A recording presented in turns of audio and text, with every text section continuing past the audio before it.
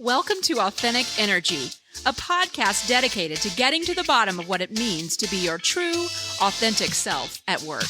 I am your host, Wendy Brand. Let's take this learning journey together as I meet with guests weekly. Whether you are a leader or individual contributor, a teacher or a nurse, we'll share conversations and stories that highlight meaningful connections, self-awareness, a sense of belonging, and all the components necessary to create a workplace where you can show up in your authentic energy. Welcome back. Here's another great episode with Whitney and I. This episode is 4 of 6 in our Sow Series, taking us to the next step in our change curve.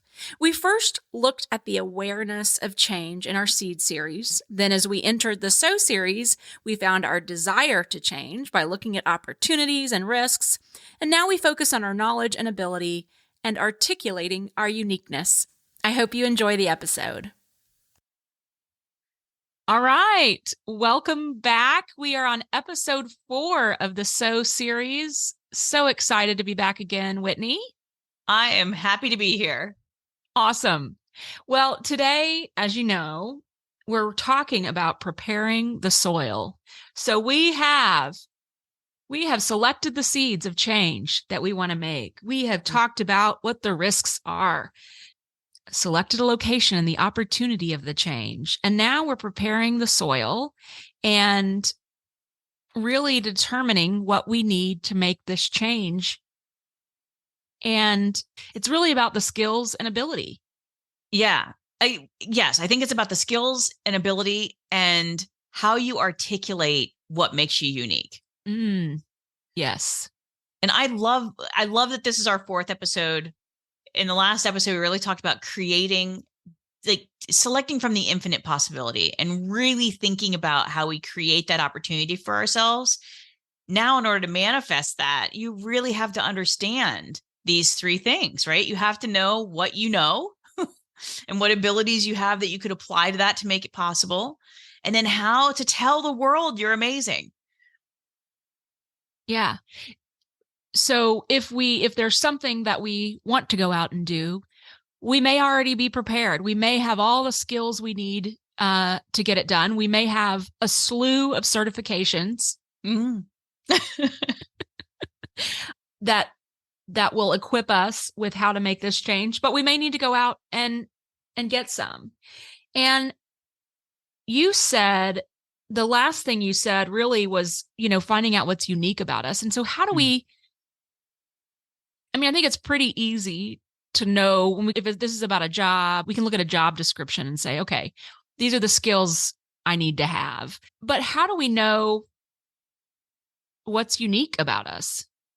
That's a great question. I really like that both skills and abilities are 2 of the things we're talking about, because skills are exactly what you said. They're things that we've trained for, right? They're things that we have, certifications or education or things that we've on the job training. There's different ways that you can learn things.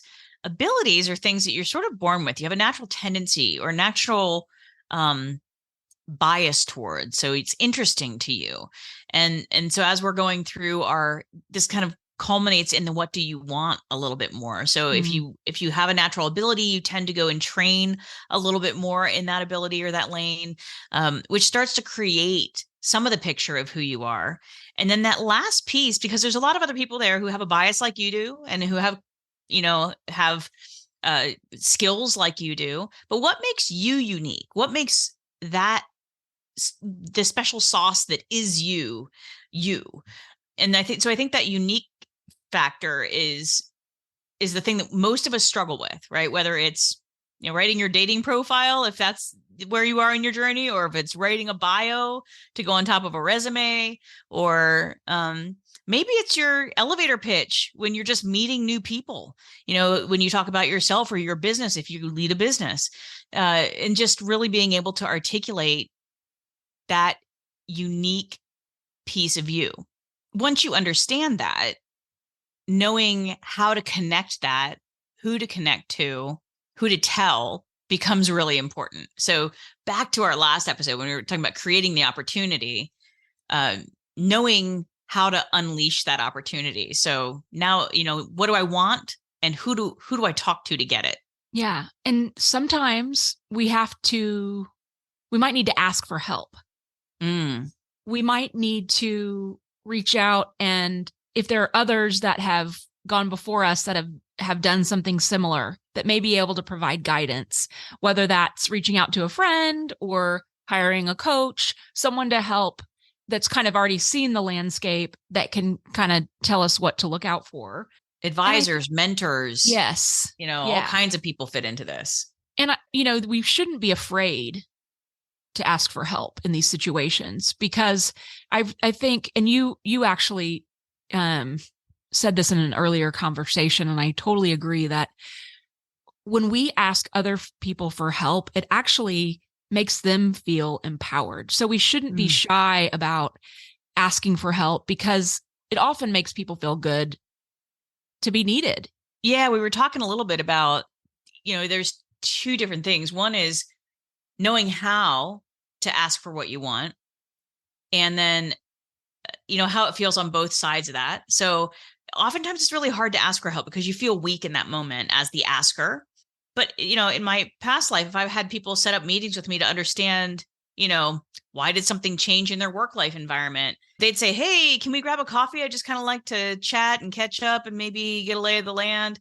They didn't mean that. What they meant was, why did you cancel my project and I want to get promoted?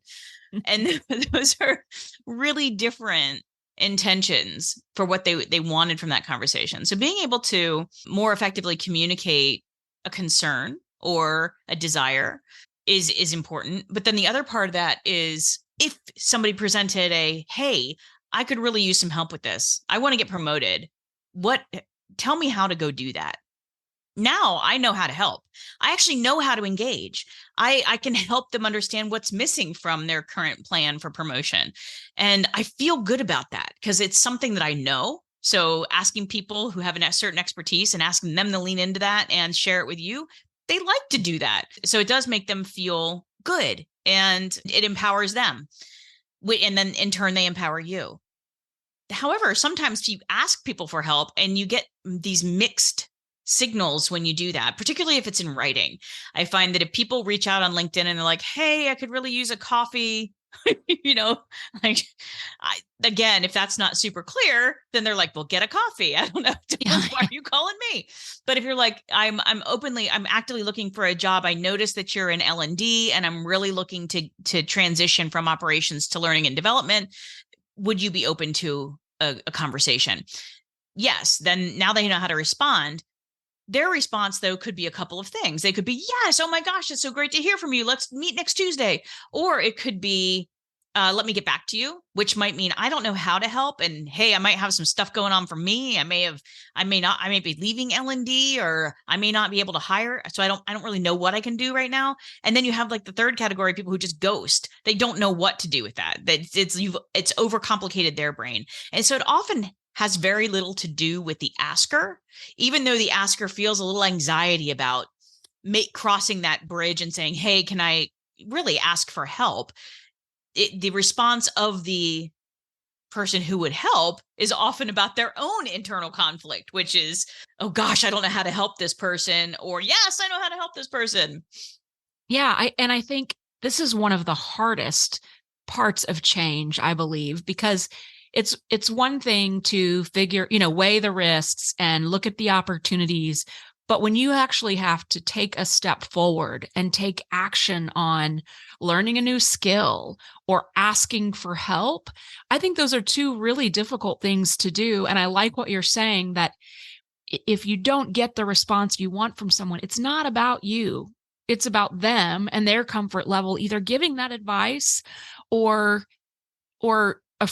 being afraid to give advice. So I just think sometimes you have to just jump in and do it, Yeah. and reach out and really think about what are your wants and how can you communicate that. So I think that's an important piece, is really being able to articulate what you want. Like you said, if someone just said, I want to go have coffee, that's not very productive. But if they're more specific with you, then you're able to meet them where they are and give them the advice or guidance I They're very mean, different asks. Hey, do you have time for coffee? Hey, do you have 15 minutes to talk about the promotion cycle and what I'm missing in order to get into the next one?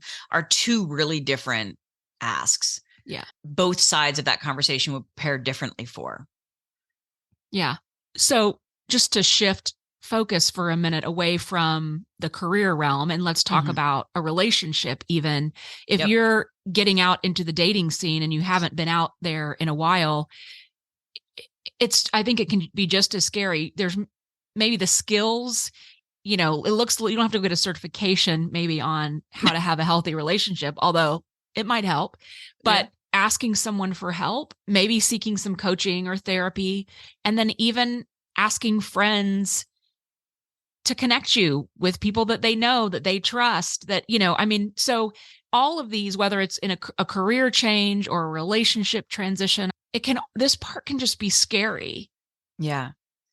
Well, and sometimes interpreting that perspective is difficult too because you have so much anxiety and judgment of yourself in this process. And we Yes. talked a little bit about this is the like write your own personal bio and then drop it into Chat GPT and then ask it if you were a third grader, what are your takeaways? And so it in very simple terms gives you its impression of your bio. That's a great way. I think even if you're writing a dating profile, that'd Yeah. be a great way to see what an objective set of eyes sees. Even though it's a robot, it's some place to start, but it helps you to understand whether your words, whether you're articulating. So this goes back to that: are you articulating your awesome like the best way you can? Mm-hmm. What are other people hearing around you, whether it's personal or career, whatever it is, the lane that you're in? Yeah. Maybe it's just selling again. Maybe it's creating new clients. And the first 5 minutes of any conversation is very important. What are people hearing in that first 5 minutes from you? And being able to ask for feedback Mm-hmm. and being open to that. Yeah. So it comes back to really what to ask. So that's knowing what you want and being Yeah. specific about what it is to ask for, and then who to ask. So leaning into people who are experts in those areas who can help. Who to ask is equally as important. Do you trust that person as a source? Are they an expert on that information? How do you feel? How do you hear that when they say that back to you? So if you have a relationship with somebody and they're pretty judgmental of you, then even if they give you feedback, you might be like, and it might not, so know who your cheerleaders are too. You have Yes. critics and cheerleaders. Make sure you get a healthy balance of that feedback when you're trying to understand what your personal narrative is. That's great advice. I think knowing that you're going to trust what they say, good or bad, is so important. I think at this point, we've got some homework. I love homework. So we know we need skills, ability, and guidance. So how do you think we need to attack this? I think the first two parts are kind of not that difficult, right? So we know our skills and abilities. So make a list of Yeah. 3 or 4 skills, 2 to 3 abilities that you have that you think are important, whether it's in relationships or at work or in life, whatever that is.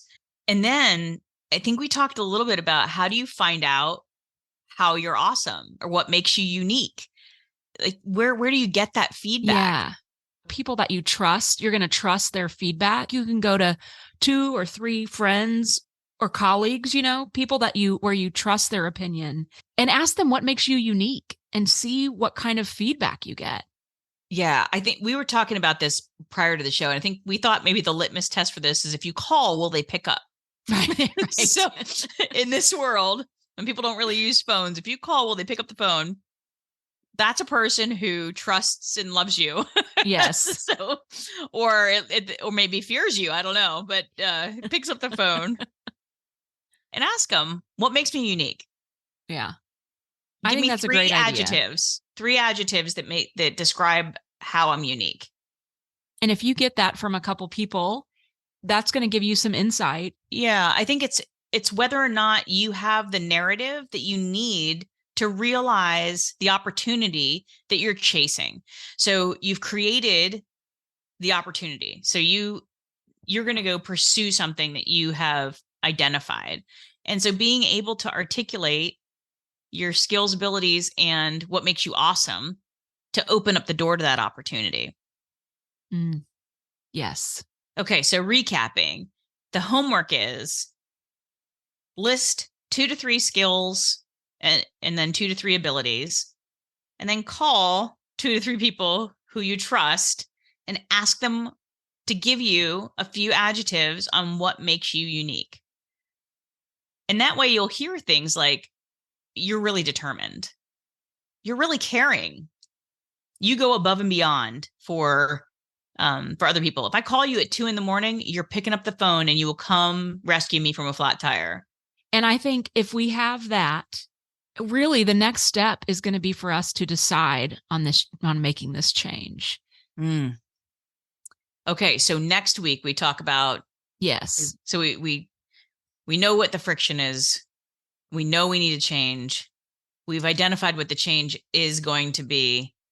We've created the narrative for ourselves, so we know why we should be able to take on that opportunity. And now it's deciding is the last step. Yes, which we'll talk about next week. All right. Awesome. All right. Thanks, Whitney. Good to see you, Wendy. All right. Thank you so much for listening today. Here are my takeaways. Number 1, what do we need to do to make the change? It's the skills, ability, and how you articulate what makes you unique. Number 2, skills can be trained, and ability is more natural to you. Number 3, ask yourself, what do I want and who do I talk to get it? Number 4, don't be afraid to ask for help because it makes others feel good to provide the help. It empowers them to empower you. Number 5, know what you want. Be clear on your ask for help so that the helper knows how to help you. Number 7, you can use ChatGPT to review your bio, elevator pitch, or dating profile. Simply drag it in and ask if a 3rd grader would understand it. And your homework is, in order to find your unique ability, list 2 to 3 skills that you have. List 2 to 3 abilities that you naturally have, and ask a few friends or colleagues to describe your uniqueness in 1 to 2 adjectives. That's it. Next week, we'll talk about deciding to make the change. Please subscribe to the podcast if you enjoy these episodes. You can subscribe on the platform of your choice, whether it's Apple, Spotify, or one of the many others. And then please give us a review. We'd love to know how we're doing. Thank you so much, and we'll see you next week.